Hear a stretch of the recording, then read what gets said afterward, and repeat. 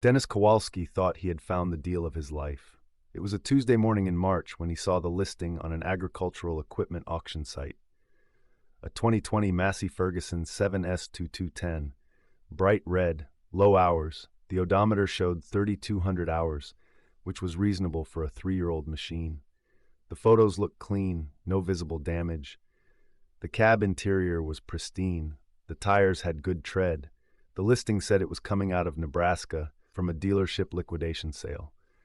The starting bid was $95,000.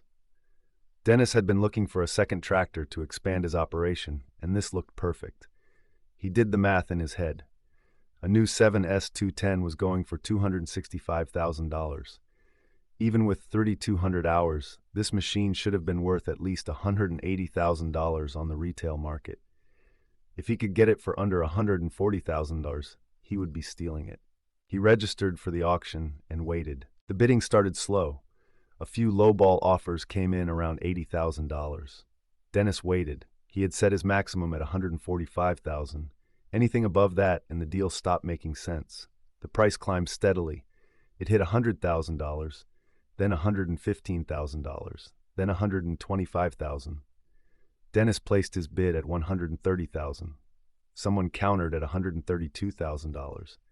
Dennis went to $135,000. Silence. The auction timer counted down. 30 seconds. 20. 10. Sold. Dennis had won the Massey Ferguson 7210 for $135,000. He felt a rush of satisfaction. He had just saved $30,000 compared to the market rate, maybe more. He completed the payment process, arranged for transport, and waited for the tractor to arrive at his farm in central Iowa. It took 6 days. When the flatbed trailer pulled into his yard and the driver unloaded the Massey Ferguson, Dennis walked around it slowly, inspecting every inch. It looked even better in person. The paint was flawless. The hydraulic lines were clean. The cab smelled new. He climbed inside and fired up the engine. It started immediately, smooth idle, no smoke. The transmission shifted perfectly. He drove it around the yard, testing the steering, the brakes, the 3-point hitch. Everything worked. Dennis felt vindicated. This was a good machine. This was a smart purchase. For the first 2 months, the Massey Ferguson performed exactly as expected. Dennis used it for spring planting.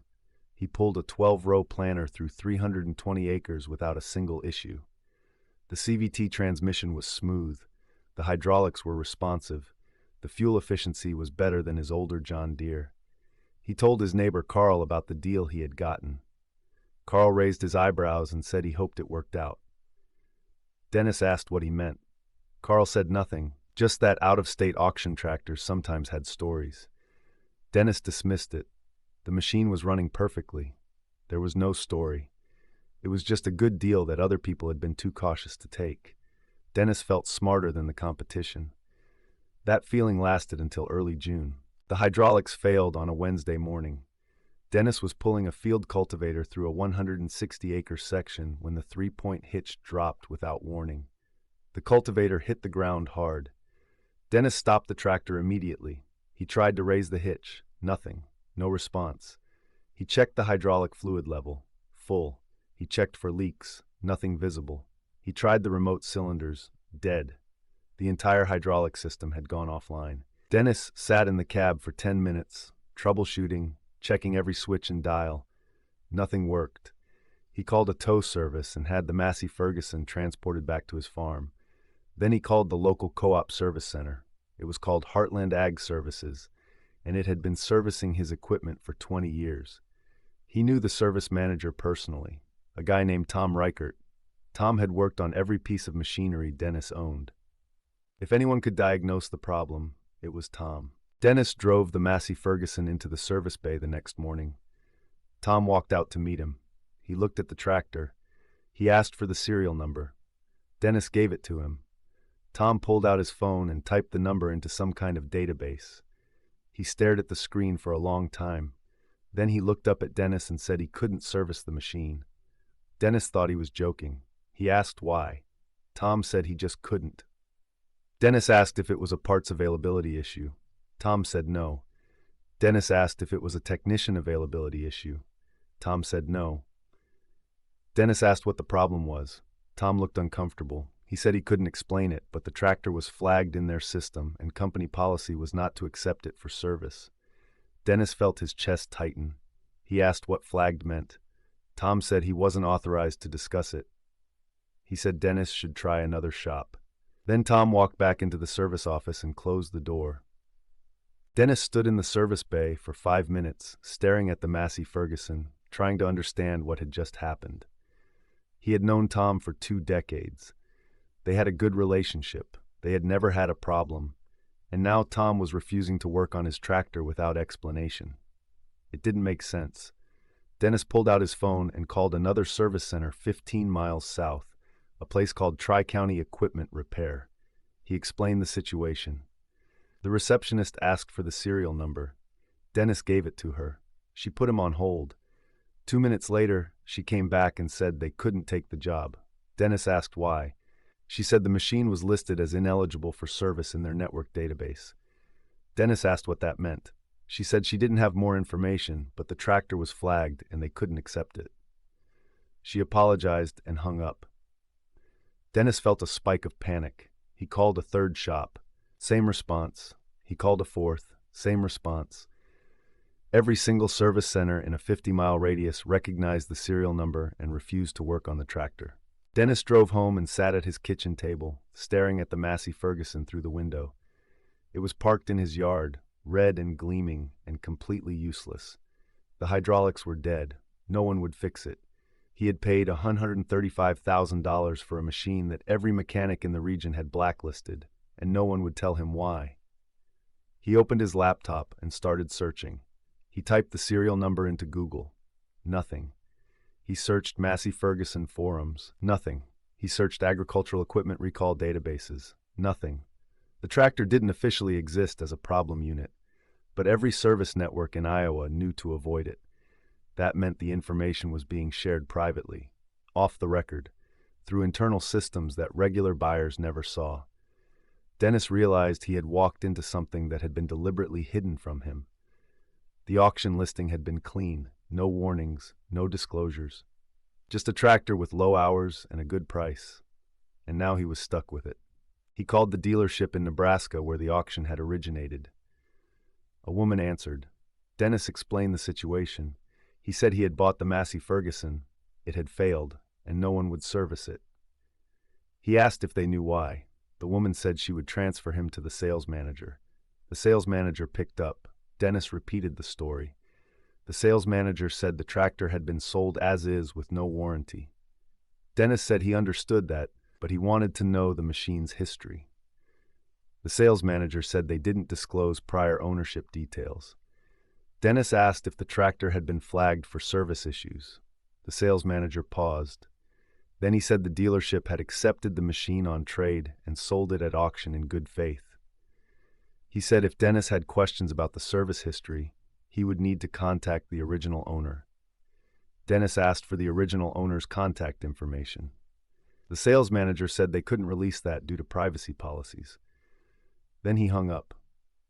Dennis sat at the table, phone in hand, realizing he had been sold a poisoned asset, and everyone involved knew it except him. He decided to hire someone. If the system was keeping information from him, he needed someone who could get past the system. He called a private investigator in Des Moines who specialized in agricultural fraud, a guy named Martin Chase.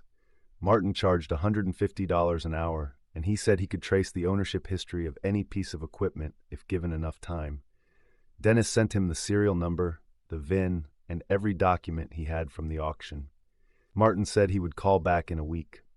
Dennis waited. The Massey Ferguson sat in his yard, immobile, a 210 horsepower paperweight. Dennis kept farming with his older equipment, but the work was slower. He had bought the Massey Ferguson specifically to increase his capacity, and now it was doing nothing except costing him money he didn't have. Martin called back 6 days later. He said he had traced the ownership. The Massey Ferguson had originally been sold new in May 2020 to a custom harvesting operation in western Nebraska. The operator's name was Kyle Peterson. Martin said Peterson ran a crew of 4 combines and contracted for large-scale wheat and corn operations across Nebraska, Kansas, and South Dakota. The Massey Ferguson 7S210 had been Peterson's primary machine. Martin said the records showed the tractor had been run extremely hard. In 18 months, Peterson had put 3,200 hours on it. That was more than double the recommended annual usage for that class of machine. Massey Ferguson recommended no more than 1,000 hours per year for optimal longevity. Peterson had run it 1,800 hours per year. He had been pushing the machine to its mechanical limits, probably trying to maximize contract income. But that wasn't the worst part. Martin said he had found maintenance records through a parts supplier that had worked with Peterson. The records showed that Peterson had taken the tractor to an independent mechanic in North Platte and had the engine computer reprogrammed. He had increased the fuel injection timing and boost pressure to extract more horsepower from the engine. The modifications gave him an estimated 15 to 20 additional horsepower, which improved pulling capacity and fuel efficiency under load. But the modifications also voided the factory warranty and put severe stress on the drivetrain, specifically the CVT transmission. The transmission in the 7S210 was designed to handle 210 horsepower. Peterson had tuned it to produce closer to 230. The transmission was operating outside of its rated specifications for 3,200 hours. In December 2021, the CVT failed, catastrophically. The clutch packs burned out, the transmission casing cracked. Peterson brought it to a Massey Ferguson dealer in Omaha for repair. The dealer ran diagnostics and found the engine modifications. They refused warranty coverage. The repair estimate came back at $47,000. Peterson didn't have the money. He had been running the custom operation on thin margins, and a $47,000 repair bill would have bankrupted him. So he did what a lot of operators do in that situation. He abandoned the machine, he told the dealer he couldn't afford the repair, and asked them to take it on trade for whatever they could get. The dealer didn't want it. A modified tractor with a blown transmission and no warranty was a liability. But they took it anyway, probably because Peterson owed them money on other services. The dealer sat on the tractor for 3 months, trying to figure out what to do with it. Then they made a decision. They replaced the transmission. They spent the $47,000 out of pocket to make the machine operational again. But they didn't restore it to factory specifications. They installed a remanufactured CVT, not a new one. The remanufactured unit was cheaper, but it had unknown history and reduced reliability. Then they cleaned up the exterior, reset the service codes in the computer, and sent the tractor to auction. No disclosure of the modifications, no disclosure of the transmission failure, no disclosure of the remanufactured parts. Just a clean-looking 2020 Massey Ferguson with 3,200 hours, sold as is. And Dennis had bought it. He had paid $135,000 for a machine with a hidden failure history, a voided warranty, and a remanufactured transmission that could fail again at any time. And every service network in the Midwest knew it. Martin explained how. When the Omaha dealer had refused warranty coverage, they had entered the serial number into an internal industry database maintained by equipment service networks. The database was called the Agricultural Equipment Service Registry, or AESR. It was a private system used by dealerships, co-ops, and independent shops to flag problem machines. If a tractor had been modified, abused, or involved in warranty disputes, the serial number got flagged. The flags weren't public. They didn't show up on Carfax-style reports. They were only visible to service providers who had access to the AESR system. The flags served as warnings. If a machine came into a shop with a flagged serial number, the service manager would know immediately that the tractor had a history. They could choose to refuse service to avoid liability. And that's exactly what had happened to Dennis. Every shop he called had checked the AESR database, seen the flag on his Massey Ferguson, and turned him away. The tractor was blacklisted. Permanently. And there was no appeal process. Once a serial number was flagged, it stayed flagged. Dennis felt sick. He asked Martin if there was any way to remove the flag. Martin said no. The AESR was maintained by a private consortium. They didn't respond to individual complaints. The flags were considered internal risk management, not public record. Dennis asked if he could sue the dealer for non-disclosure. Martin said maybe, but it would cost more in legal fees than the tractor was worth, and the dealer would argue they sold it as is with no warranty, which was technically legal. Dennis asked if he could sell the tractor. Martin said he could try, but anyone who ran the serial number would find the same flag. The resale value was essentially zero. No informed buyer would touch it. Dennis was stuck.